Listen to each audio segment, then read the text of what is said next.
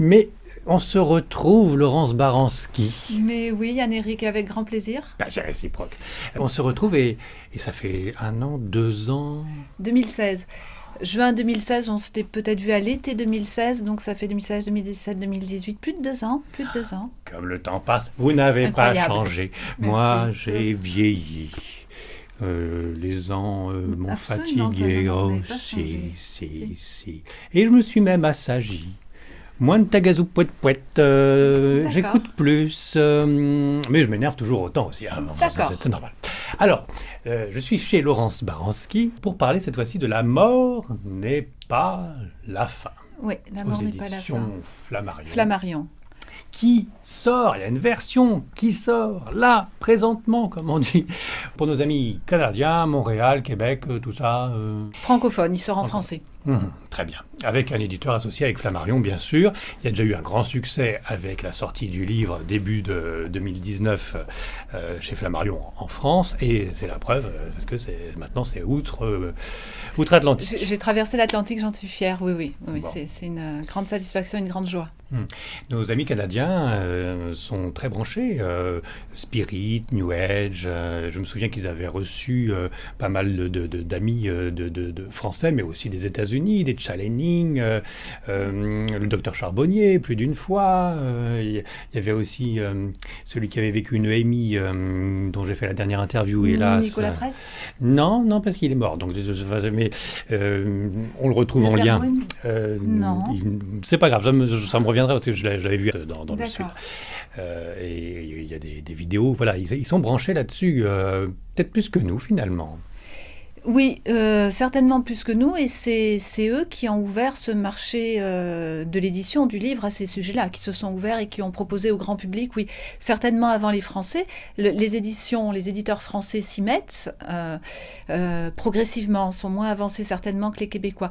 Ceci dit, pour mes précédents livres, j'ai eu la chance d'être repérée par des journaux canadiens qui m'ont fait l'honneur de se faire l'écho de mes 2 précédents livres, dont celui pour lequel on s'était rencontrés, Yann-Éric, j'ai fait 3 fois le tour de la Terre, et qui me disaient que nous avions de la chance en France de pouvoir aborder, comme nous le souhaitions, tous les sujets que nous voulions, y compris ceux-ci, ceux liés à la spiritualité, alors que nous, on se trouve en France plutôt coincés, plutôt dans une pensée un petit peu restreinte.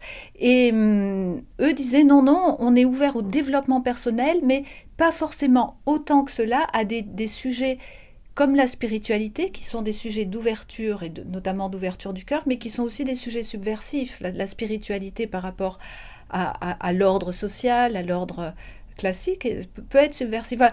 Donc, je me suis dit, mais qui sont les plus chanceux ? Est-ce que ce sont les Français ou les Canadiens, les Québécois ? Je ne sais pas. Bon, mais j'avais eu ce retour. Tiens, oui, quand même, c'est étonnant. Je vous voyais un peu plus libre, effectivement. Absolument. Mais ce sont des niveau rédacteurs en chef qui m'ont dit ça. Oui, ils font plus attention à ne pas faire de prosélytisme pour des sectes soi-disant spirituelles. C'est peut-être ça. C'est peut-être ça. Et l'éditrice en question, la rédactrice en chef en question à laquelle je pense me disait, nous en parlons quand même en cercle restreint. Nous en parlons et nous en parlons librement, mais dans des cercles restreints. Et la spiritualité n'a pas, contrairement à ce que je croyais, n'a pas encore, ne résonne pas et voilà, je ne trouve pas mon mot, mais partout. Oui, voilà, elle n'est pas encore acceptée partout. Il y a aussi le poids de la religion. On est presque un peu pareil. Et avec le poids de la religion, oui, au Québec, je ne sais pas quel est le poids de la religion, certainement. Oui, comme d'habitude, oui. Tabou, touchez pas à ça, diablerie et compagnie. Voilà. Et puis, réfléchissez pas, suivez ce qu'on vous dit. Ouais. Grâce à Laurence Baranski, on peut réfléchir. Alors, en plus, là, il y a la fameuse association Science et Spiritualité. Oui. Alors, c'est pas nouveau, parce qu'il y en a plein qui demandent ça, qui ne demandent que ça, de s'axer sur la science quantique, qui permet d'avoir un peu plus d'ouverture d'esprit que sur la science matérialiste, et de pouvoir continuer de mieux se connaître, de connaître l'être humain et ces fameuses questions, qui sommes-nous et que faisons-nous ? Oui, avec une nuance, Yann-Éric, si vous permettez. Sur la version québécoise, ce n'est pas le même sous-titre. C'est « La mort n'est pas la fin », c'est une étape de la vie. Donc le discours et l'approche est plus clair. C'est une étape de la vie. Il pose le fait que c'est une étape de la vie. Idée que je porte dans mon livre. En France, on a besoin d'argumenter. Donc j'ai argumenté, et j'ai tenté de le faire simplement et de manière fluide, mais j'ai argumenté au regard de ce que disent aujourd'hui la science et la spiritualité de la mort, à la fois du processus et du passage qu'est la mort. Ça, c'est très français, il faut qu'on argumente. Mais c'est les mêmes textes, c'est les mêmes exactement chapitres, le même texte, juste mais le titre, oui, le le sous-titre. sous-titre, l'accroche, la manière de présenter le sujet. D'accord. Oui, on va pas parler de la mort d'une façon triste, mais il y a tout un chapitre très pragmatique et concret sur ce qu'il faut faire face à la mort d'un proche ou pour préparer sa propre mort. Sa propre mort, ça c'est le dernier chapitre. Il y a de mémoire, il y a 5 chapitres dans mon livre et effectivement,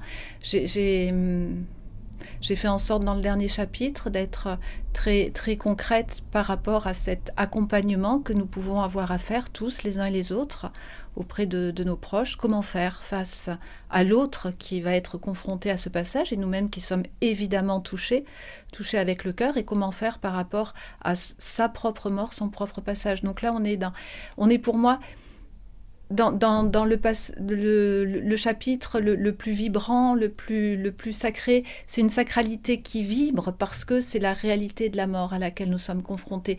Dans les autres chapitres, le début, et comme je pose le décor à la fois scientifique et spirituel, on peut avoir du recul par rapport au discours et c'est plus intellectuel. Théorique. Ensuite, j'ai un plaidoyer pour la spiritualité laïque, ça c'est mon côté militant. Voilà. Que devient une société si effectivement nous réveillons cette dimension spirituelle qui pour moi n'est pas du tout religieuse, qui est juste une dimension de nous-mêmes. Ensuite, nous nous envolons en expansion de conscience et sur les autres plans de réalité. Et là, on peut en faire l'expérience, mais en se sentant bien vivant, puisque le lecteur est vivant, moi-même qui ai écrit. Voilà. Et puis à un moment donné, la mort survient, la mort survient. Et que faire, comment accompagner avec beaucoup de respect ce passage, je le redis, sacré. Oui. Alors, la mort n'est pas la fin, avec des bases scientifiques, enfin en tout cas des reprises de certaines théories scientifiques qui laisseraient sous-entendre qu'effectivement il y a autre chose, il y a d'autres dimensions, mais et qu'il y a d'autres réalités, qu'il n'y en a pas qu'une seule. Ce que nous disent les scientifiques aujourd'hui. Oui, ils sont gentils, les scientifiques, ils changent d'avis tous les 36 du mois. Après une nouvelle étude... Je vais revenir sur la conscience, alors oui. Placer la conscience, savoir, etc. Mais après, en lisant le livre, je me suis dit, bon, d'accord, il n'y a pas qu'une seule réalité. Puis de toute façon, qu'est-ce que la réalité ? Tout à fait d'accord. Absolument. En se posant ce genre de questions, on peut aller jusqu'à la pataphysique, en rigolant un petit peu. Mais est-ce qu'on peut aussi avoir le problème de prendre ses rêves pour des réalités ? Parce que là, on part loin et on dit « ouais, mais tout est vrai, du moment qu'on y pense, c'est que ça existe quelque part dans une dimension ». Est-ce que c'est pas un peu prendre ses rêves ? Est-ce que la réalité n'est pas un rêve ? Est-ce que la vie n'est pas un rêve ? C'est ce que nous disent les grands mystiques. Est-ce que nous sommes des humains qui rêvent ou un rêve qui nous fait croire que nous sommes des humains. C'est une grande question mystique, ça. Où est la réalité ? Où est le rêve ? Est-ce qu'il y a plusieurs vérités ou est-ce qu'il n'y a qu'une seule vérité ? On parlait de... En règle générale, je mettrai le mot au pluriel. Hein. Mais oui, mais ça me dérange un petit peu. Parce que finalement, le monde est simple. Il est régi par des lois. L'univers est simple. Est régi par des forces et des lois. Simple. C'est compliqué pour notre petit cerveau. Oui, mais finalement, ça fonctionne avec des lois et des principes et des forces. Oui. On voit... Je reprends ce qui est écrit. On voit grâce aux scientifiques que la nature n'aime pas le vide. Il y a toujours osmose, interaction, et il y a toujours l'infiniment petit qui est en action comme l'infiniment grand. On est d'accord, on est tous liés. Bon, on est tous un grain de sable qui permet de faire une plage. Généralisée. Oui. Bon. Mais est-ce que finalement, ça ne laisserait pas sous-entendre qu'il n'y a qu'une seule vérité ? Je me méfie de la vérité unique, en règle générale. Donc je préfère mettre, ce que je disais, le mot vérité au pluriel. Yann-Éric, si vous permettez, je vais quand même reprendre cette base scientifique qui pour moi est essentielle. Et même si c'est vrai, aujourd'hui, les scientifiques peuvent tout dire et son contraire, rapidement, puisque ce n'est pas le terrain peut-être sur lequel vous souhaitez qu'on aille, mais qui sommes-nous et qu'est-ce que la conscience ? Nous vivons dans une société... que l'on dit matérialiste. Une culture matérialiste, c'est une culture qui considère que la matière est première et l'essence de toute chose. Et fort de ce postulat, de cette caractéristique matérialiste, les scientifiques dans leur majorité, c'est le courant dominant, nous dit la conscience émerge du cerveau, de la matière organique et du cerveau. Nous ne sommes plus là, il n'y a plus de conscience, ou en tout cas, ce n'est pas le sujet de la conscience et ce n'est pas un sujet de société. Et depuis quelques dizaines d'années est né, il existait avant, mais il s'est affirmé comme un courant nouveau. Il s'appelle les post-matérialistes. Et ces scientifiques, des centaines et de différentes disciplines, nous disent on a peut-être fait fausse route. Eux disent on a fait fausse route. Et en fait, la conscience n'est pas une production du cerveau de la matière. La conscience existe indépendamment du cerveau. Voilà, existe indépendamment. Et cette conscience, existant indépendamment du corps et du cerveau, existait avant notre naissance physique et après notre mort physique. En fait, cette conscience serait, il parle avec des affirmations, notre véritable nature. Et en tout cas, cette hypothèse n'est pas plus folle que l'hypothèse matérialiste et vaut la peine d'être étudiée scientifiquement. Et ça fait une réalité de plus, une vérité de plus. Ça fait, en tout cas, un chemin qui nous permet de nous percevoir autrement. Oui, une ouverture de conscience plus grande. Et une vision de la vie plus large, et un questionnement sur le sens de la vie aussi différent. D'accord. Parce qu'en fait, qu'est-ce que le réel ? Le réel, c'est ce que nous en percevons. Si notre champ de conscience, notre champ de perception s'élargit, nous allons percevoir le réel différemment, et la réalité sera différente. Non. Non, mais je suis tout à fait d'accord. Là, oui. Tu me ressors un chapitre du livre, l'inversion de la conscience oui, qui peut... Voilà. Mais cette approche c'est scientifiquement révolutionnaire, oui. Et je trouve ça mais essentiel. Tant mieux, je suis à 100% pour. Néanmoins, je pense à ceux qui sont assez pragmatiques et matérialistes, et qui posent la question que je repose. Donc, est-ce qu'il n'y a pas qu'une seule vérité et qu'une seule réalité ? Est-ce que le reste n'est pas qu'imaginaire, rêve, et que finalement, on se trompe ? Est-ce que le rêve n'est pas une forme de réalité ? Oui, ça j'ai bien compris. Mais alors, est-ce qu'il n'y a pas qu'une seule vérité ? Parce qu'à chaque fois que je te rencontre, il y a un potentiel, une ouverture. C'est fabuleux, la vie est magnifique, c'est multidimensionnel, mais moi je m'y perds. Tu vois ? Oui. Je suis un peu perdu si j'ai pas une ligne directrice. Je suis conçu comme ça. Peut-être qu'après, quand je serai dans l'au-delà, j'aurai une ouverture de conscience qui me permettra d'être multidimensionnel et de tout comprendre. Mais là, c'est un petit peu déstabilisant de se dire que tout ce qu'on peut penser, ça peut être créé et exister. Dans les autres plans de réalité. Alors là, il faut aller chercher ce que nous disent les expérienceurs, ces personnes expérienceurs. C'est ainsi qu'on nomme les personnes qui ont fait l'expérience de la mort clinique. Elles sont mortes et elles sont revenues. Elles ont une expérience. Elles vont témoigner et nous dire comment cela se passe selon leur perception une fois qu'on est mort. Oui, mais là encore, on touche peut-être l'imagination ou le rêve. On n'est pas totalement certain que tous ces expérienceurs, malgré les livres qui ont été écrits à leur sujet avec ces témoignages, ont vraiment vécu quelque chose dans l'au-delà. Absolument, et le courant des scientifiques matérialistes va dire tout cela n'est qu'une production, un phénomène lié au cerveau, à la matière. Peut-être. Les post-matérialistes, et on est... Jean Morzel, voilà, c'est Jean Morzel que j'avais interviewé, et les post-matérialistes, ceux qui disent non, l'esprit existe indépendamment, vont nous dire qu'il y a là, oui, une véritable réalité différente, parce que les expérienceurs ne sont pas dans leur corps incarné, bien sûr, leurs perceptions sont de l'ordre de l'esprit, de la conscience, donc une réalité différente de la réalité terrestre, mais une réalité tout aussi réelle. Leurs témoignages sont corroborés par les témoignages de médiums ou de personnes qui ont ces capacités extrasensorielles qui leur permettent de voyager par l'esprit, et corroborés, enrichis, illustrés par les textes que l'on dit être les textes des traditions sacrées, des traditions de sagesse, de la spiritualité universelle. On va retrouver les textes égyptiens, les textes hindous, et qui nous dialoguent avec l'ange, pour ce qui entre autres, parmi une foultitude. Il y a une bibliographie à la fin du livre qui précise tout ce que tu as lu déjà. Et qui nous donne des indications sur ces différents plans de réalité. Après, y a-t-il une ou plusieurs vérités ? Je pense vraiment, parce que peu importe ce que les autres croient, disent, l'essentiel est de savoir ce que l'on croit soi, chacun. Donc ce sera à chacun d'explorer, s'il le souhaite, et de se faire sa propre compréhension à partir de ses propres perceptions. Je crois beaucoup que, et on le dit, la spiritualité est un chemin personnel, avant tout personnel, et chacun aura sa perception, donc sa compréhension, et donc quelque part sa vérité. Oui, c'est gentil, faire sa propre croyance, donc. D'où Et je l'ai ramené tout à l'heure, moi je suis ravie que des scientifiques se mettent à explorer ces champs-là, les champs de la conscience, qui sont, comme vous l'avez dit, les champs du quantique, de l'infiniment petit, tout ça se rejoint aujourd'hui, parce qu'ils vont nous donner des compréhensions qui seront de l'ordre du scientifique. Scientifique, ça veut dire quoi ? Ça veut dire des explications qui font force de loi en termes de fonctionnement. Oui, jusqu'à temps qu'on en trouve une autre et que ça change. C'est la vie. Alors, tu me vouvoies, je te tutoie, puis tu me vouvoies. Mais alors, là. parce qu'au début, vous m'avez vouvoyé, Ah alors oui, je mais te moi, tutoie, alors ça dépend de l'heure, moi. Tutoyons-nous bien, Éric. Et parlons maintenant, parce que ça va vite, hein, oui, le temps passe. Et parlons maintenant de cet entretien que nous avions fait il y a de ça 2-3 ans.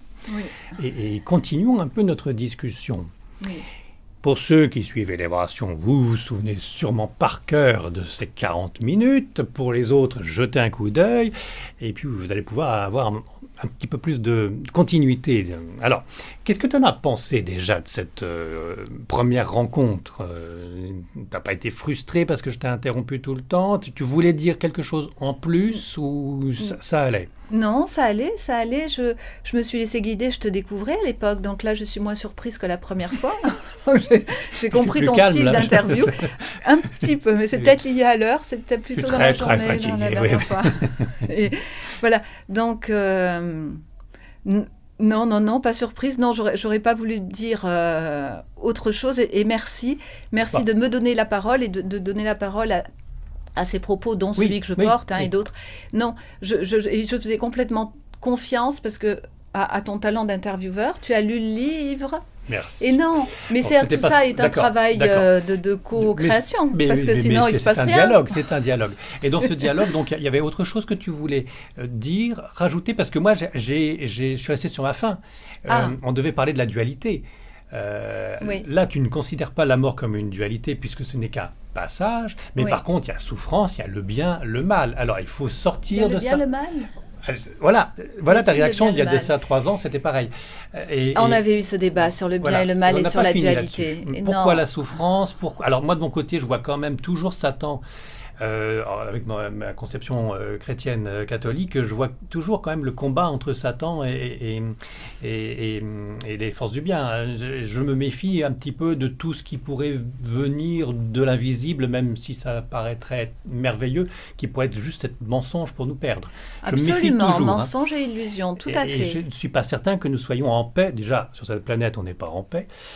Donc ça m'étonnerait que dans l'au-delà, ce soit la paix totale. Et je crains que nous soyons, nous, êtres humains, toujours à faire des choix et à réfléchir sur nos choix parce que le tentateur est toujours présent.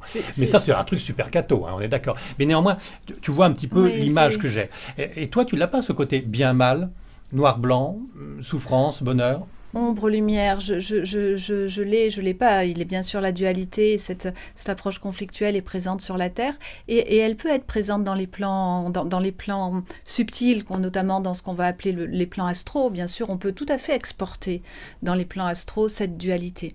Mon chemin à moi, qu'il soit sur Terre ou dans les plans subtils, quand je voyage par l'esprit, le chemin de la dualité. Mon enseignement à moi, spirituel, et l'enseignement de la non-dualité. Et l'enseignement ne vient pas de moi. J'ai notamment pour référent Ramana Maharaji qui enseignait la non-dualité. Et pour lui, la seule chose qui était importante, c'était le questionnement et surtout la réponse que nous allions chacun donner à la question « Qui suis-je » Et dès qu'une autre question arrive, cette question est un parasitage de l'ego. La seule question, c'est qui suis-je, qui suis-je, qui suis-je. Et il invite, parce que son enseignement est vivant, donc je peux en parler au présent, à monter l'ascenseur l'ascenseur de la conscience jusqu'à trouver sa véritable nature, qui est ce que Bouddha appelait la nature ultime du réel. Et pour moi, ce chemin-là est un chemin de lumière. C'est un chemin de lumière. Il y a quelque chose d'épur. Alors oui, la dualité est là. Après, à nous de voir ce que nous faisons de la dualité, comment nous la regardons, et est-ce que nous l'alimentons ou est-ce que nous nous élevons au-delà de la dualité, qu'elle réapparaisse à chaque étage. Peut-être, c'est tout à fait possible. Comment je fais pour la transmuter ? Ce qui veut dire comment je fais pour intégrer en moi les contraires et aller à l'étape du dessus. Pour moi, c'est de cet ordre-là, le chemin de la dualité. C'est un chemin pour moi tout à fait personnel, parce que oui, dans notre monde physique, dans notre monde de matière, et ceci avant la mort, nous vivons dans la dualité. Et oui, mon expérience, c'est qu'on peut l'exporter, cette dualité, dans les plans astraux. Mais qu'on soit sur Terre ou au-delà, le travail est du même ordre, intégrer, dépasser cette dualité. Tu ne nies pas donc la dualité, moi j'en étais resté là, dernière vidéo, tu la nies pas, mais tu la dépasses, grâce à un enseignement donc spirituel. Je pense qu'elle est perception, je pense que la dualité est une manière de percevoir, et que l'invitation qui est faite... C'est un point de vue, c'est ça, c'est un point de vue, carrément, une manière de percevoir. Elle est à la fois réelle et c'est un point de vue. Les traditions de sagesse, l'enseignement spirituel nous dit que tout est illusion, y compris ce qui nous paraît très... Mais oui, Yann Eric, j'entends. J'entends, mais mon objectif et l'objectif des traditions n'est pas du tout de convaincre. C'est une invitation pour chacun à se faire sa propre conviction. Que nous vivions dans un monde de dualité, oui. Que nous puissions dépasser la dualité, selon moi, oui. Oui, et qu'il le faille. Et que ce soit le chemin de l'éveil, selon moi toujours, oui. Donc tu ne nies pas, disais-je, la dualité, la souffrance, le bien, le mal, mais tu insistes sur le fait, et t'es pas la première, de se connaître soi-même. Ouais. Dans le livre, je cite l'expérience de Nathalie Sudman. Nathalie Sudman est une Américaine. Son livre n'a pas encore été traduit en français, donc je fais une traduction spontanée de son livre. Elle était anthropologue ou sociologue. En tout cas, elle va en mission en Irak. Elle saute sur une mine. Elle sera elle sera blessée et elle va faire une sortie hors du corps et une NDE, elle reviendra dans son corps. Voilà. L'expérience l'a assez marquée pour qu'elle ait envie d'en témoigner dans un livre et elle raconte cette expérience-là. Et elle dit bien, comme disent beaucoup d'expérienceurs, que le monde de l'au-delà est un monde qu'il est difficile. C'est vraiment un état d'être, c'est de l'ordre de l'état d'être et cet état d'être est au-delà de la dualité avec un sentiment d'amour qui dépasse cette dualité. J'aime beaucoup le livre de Nathalie Sudman, qui devrait d'ailleurs prochainement être traduit, ai-je entendu dire, parce qu'elle en parle, et j'essaie de l'illustrer à travers les passages que je cite d'elle, d'une manière nouvelle, différente de ce qu'on entend d'habitude, mais elle en parle avec cette même conclusion. C'est la joie de l'autre côté. Il y a de la légèreté parce que nous avons compris la souffrance et de l'ordre de l'incompréhension. Nous avons compris beaucoup de choses de l'autre côté. Et nous sommes allégés de tout ce que nous trouvions lourd, notamment d'un point de vue émotionnel. Elle témoigne de ça. Comme est-ce que m'a témoigné et redit à plusieurs personnes, Jean Morzel, dans la vidéo, je suis désolé d'avoir oublié son nom au début d'entretien. Oui. Bon, il y en a plein aussi qui prennent du LSD ou du hashish et qui ont aussi ce même état d'âme, en disant tout va bien, tout va bien. Le LSD, c'est ce que faisait Stanislas Grof, qui est considéré comme un des papes ou le pape des expansions de conscience, la respiration holotropique, bref, qui travaille sur ces champs-là. Et au tout début de sa carrière, il prenait et il invitait à prendre du LSD. Et il s'est aperçu à un moment donné qu'on pouvait avoir les mêmes résultats sans LSD. Il a dit on arrête le LSD. C'est déjà pas mal, ça coûte moins cher, puis c'est moins mauvais pour la santé. Mais c'est changer sa réalité, sa perception de la réalité, c'est-à-dire peut-être activer une autre forme de conscience, mais en tout cas peut-être aussi changer le fonctionnement de son cerveau, parce que c'est quand même une mécanique, c'est du matériel qui nous fait les perceptions actuelles. Oui, je crois que les scientifiques nous expliqueront ça un jour. C'est ouvrir ces capteurs, c'est ouvrir les capteurs qui sont fermés, les ouvrir pour... Laurence, je me demande si c'est pas simplement ouvrir son imagination et rêver, mais pas avoir Sûrement, oui, ça a à voir avec le rêve. Oui, ça a à voir avec le rêve aussi, mais je suis d'accord. Alors, c'est la fin de l'entretien. C'est affreux. Oui, mais qui a dit, dans une vision matérialiste, dit que le rêve n'est que du rêve et que il vient de la matière. Dans une vision où la conscience existe et préexiste, le rêve est une forme de réalité. C'est ça l'inversion. Mais tu comprends je suis perdu avec ça. À force de me dire que tout ce qui peut être imaginé est réel, que la conscience est avant, pendant, après, etc. Et oui, dans ces plans-là, en plus, le temps n'existe pas, donc il n'y a pas de passé, présent, futur. Il y a des moments, je me dis, mais je vais retourner au catéchisme. On va continuer de m'apprendre que Jésus-Christ est mon sauveur, et puis ça va bien me suffire, parce que... Oui, mais ça peut... non, mais vu mon niveau d'intelligence, je pense que c'est juste suffisant, tu vois. Je suis frappée par le nombre de personnes que j'entends sur Internet, sur YouTube ou dans la rue, qui entrent dans cette nouvelle vision, cette nouvelle manière de percevoir le réel plus spirituel. Oui, mais qui ne vont pas se perdre, à ton idée. On va faire sa propre croyance tous, chacun de notre côté, si je t'écoute, depuis le début de non, l'entretien. Et surtout, puis c'est on va donc adorer ce qu'on veut, ce qu'on préfère, un Dieu sympa pour certains, un autre Dieu vengeur pour d'autres. Et puis on va faire chacun sa petite religion personnelle. Pourquoi Dieu vengeur? Alors, si. Parce La démarche spirituelle est une elle démarche... est dépendante de ce que nous sommes. Et on peut être plus ou moins Oui. bon, pour pas Oui, dire oui, mauvais. oui. On peut avoir Mais des oui. soucis psychologiques Les et religions ont voir permis Dieu comme de un Dieu réguler les vengeur. croyances. Je Pardon. pense, les religions ont permis de réguler ces croyances oui. et de canaliser.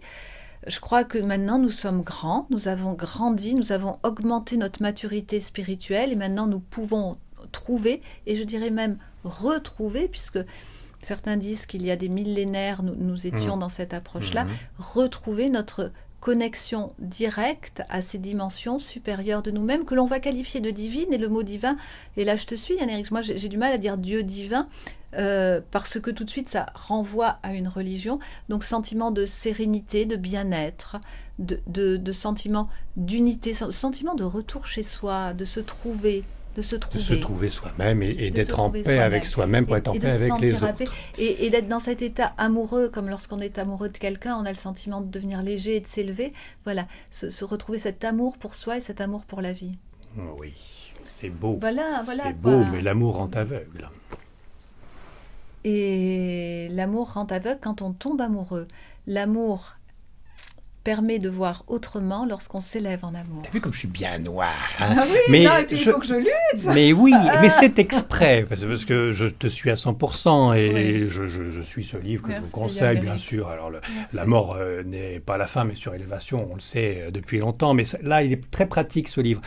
Des caractères en gras qui reprend des résumés de chapitres, qui donnent les clés, qui expliquent voilà, où nous en sommes et ce que nous devrions essayer de faire tous ensemble pour s'élever encore plus. Hélas, quand je regarde la planète, nous ne sommes pas tous aptes à comprendre ce qui est écrit là. Et nous ne sommes même pas tous aptes à vouloir choisir la lumière et le bien. Absolument. Il y a des êtres qui sont mauvais parmi nos frères. Qui sont mauvais, qui ont un chemin de vie qui est plus difficile et... Ah non, mais il y a vraiment du mauvais en nous. Heureusement, pas en toi. Moi, je m'efforce de ne pas en avoir. Si, moi, je travaille sur ça fait mes peur. ombres aussi. Mais Je ça travaille fait sur peur. mes ombres. Je crois que la seule chose que je puisse faire par rapport à ce mauvais que tu évoques, est-ce qu'il est mauvais, le mot me gêne, mais je reprends ton vocabulaire, c'est de travailler sur mes ombres et de transmuter et de me libérer de ce qui pourrait faire dissonance comme ça et faire violence. Parce que toi, tu l'as décidé. Parce que toi, tu en as conscience. Et donc, cette dualité, tu veux uniquement l'accès vers la lumière et que donc ce soit plus dualité. Mais il y en a plein qui n'ont pas de conscience ou alors qui ne veulent pas ouvrir leur conscience. Qui ne sont pas forcément à ce niveau-là de questionnement, qui sont sur des désirs et des besoins d'un autre ordre, qui vont être plus émotionnels ou plus physiques, plus matériels. Oui, mais même plus colère ou méchanceté. Il y a des gens qui sont méchants. Excuse-moi d'insister là-dessus. Et pourtant, pourquoi ? C'est mes frères, c'est mes sœurs. Oui, donc considérons-les comme nos frères et nos sœurs. Et où est-ce que j'ai écouté ça cet après-midi ? Prions pour nos adversaires, prions pour nos ennemis. C'est quelqu'un qui devait être croyant qui disait ça. Cette idée de compassion pour tous, pour tous ceux qui portent la vie. Alors, sachant que après, sur Terre, il y a la justice des hommes, parce qu'il faut réguler cette violence-là. Ensuite, quand on rentre dans des démarches plus spirituelles, on va dire compassion pour tout ce qui vit, tout ce qui est juste par rapport aux lois de l'univers, et tout cela, de toute façon, n'est qu'une illusion, et plus encore le reflet de ce que je suis et de ce que je porte. Il y a quelque part en moi résonance, et ça fait miroir, donc quelles sont ces parties de moi-même que j'ai encore à apaiser, à réguler. Quand on rentre dans l'essence des traditions de l'enseignement spirituel, c'est ce qu'ils nous disent, ces enseignements spirituels. Le monde est le reflet de qui je suis, et ce que je vois dans le monde est le reflet de ce que je porte en moi. Oui, si on a une conscience. Oui. Voilà. Pour nos amis qui nous regardent, vous avez des consciences. Éventuellement, toi, ami qui vient de tomber sur Internet par hasard et qui entend Laurence Baranski avec un hurluberlu, et qui te dit « Mais qu'est-ce que tu racontes ? Il n'y a pas de vie après la mort, il faut survivre au maximum, les scientifiques ils nous bananent, elle est gentille, elle voit amour, paix, gloire et beauté, mais moi dans la vie il faut bien que j'ai de l'argent pour survivre, et puis j'aime pas les animaux, ou j'aime pas telle région du monde, et puis je veux tuer mon voisin parce que il fait du bruit à 22 heures. Bref, ami, si tu es un petit peu obtus, ce qui est quand même une bonne partie de la population, je suis désolé. Ouais. Qu'est-ce que tu pourrais dire à notre ami qui tombe comme ça par hasard, au minimum, c'est pour ça que j'aime bien les religions, parce qu'en plus des textes sacrés, spirituels, etc., les religions quand même essayent au moins d'inculquer le fait que ça continue une fois qu'on est mort et qu'il y a à se tenir dès maintenant, oui. Et qu'on a quand même un chemin de vie à... Oui. Ouais, bon.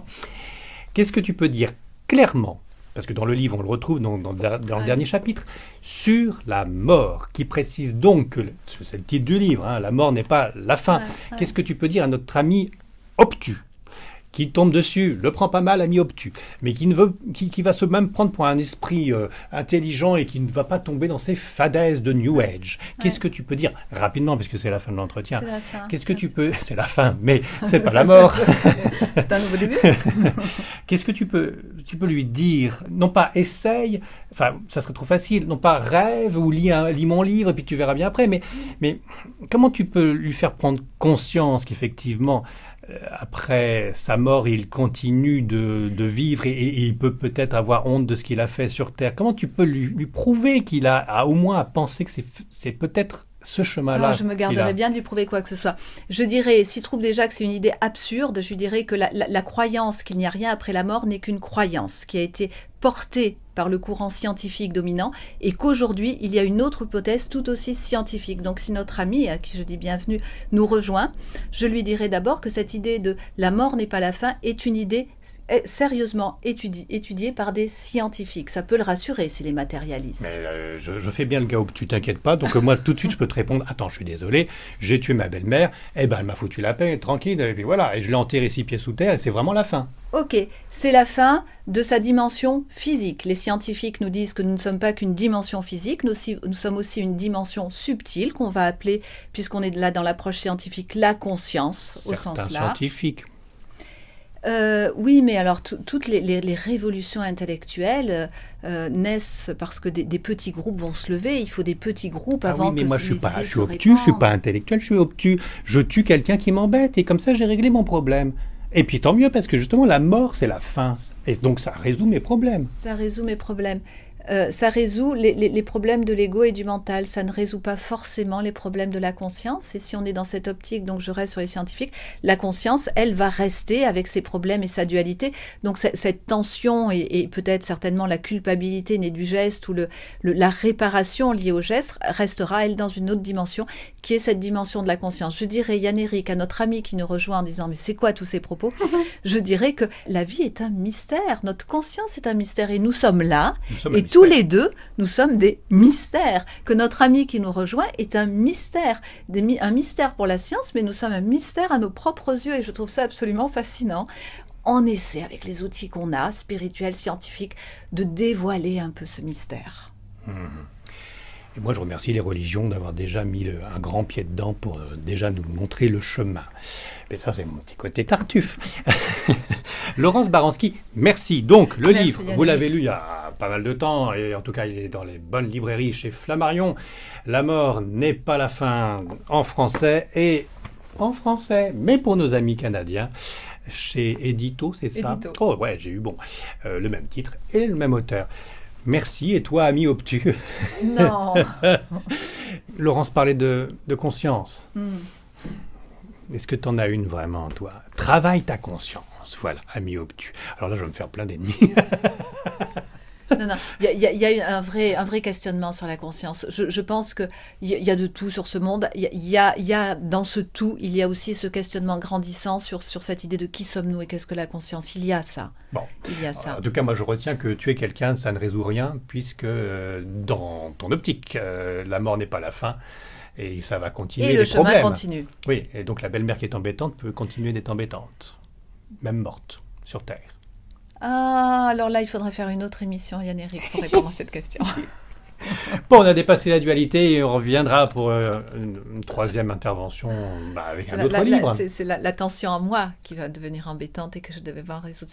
La belle-mère, c'était ça, n'est que le reflet de la propre tension. Et ce que j'aurais à résoudre, c'est ma tension. C'est ça que j'aurais à transmuter.